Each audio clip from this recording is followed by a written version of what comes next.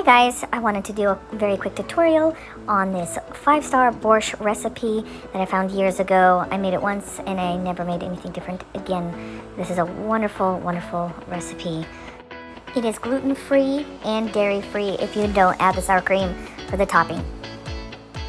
Let's get started. Begin by filling your pot to about 1/3 and firing it up to high, and same with your frying pan to warm it up.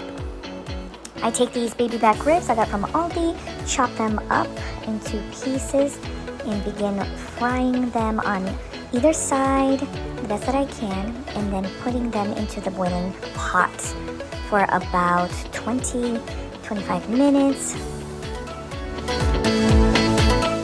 Next, I season with salt, pepper, garlic powder, onion powder.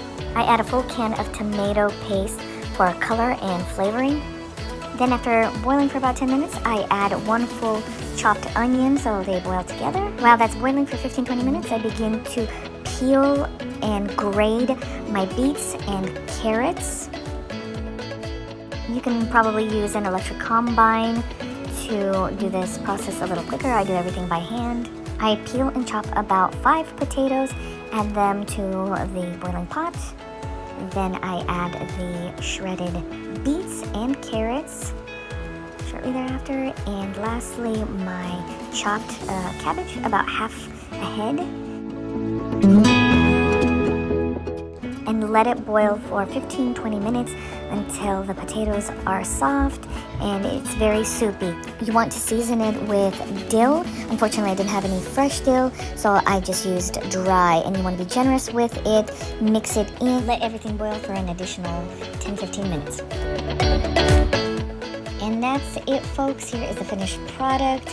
Let it cool down. Serve with a sour cream or mayonnaise.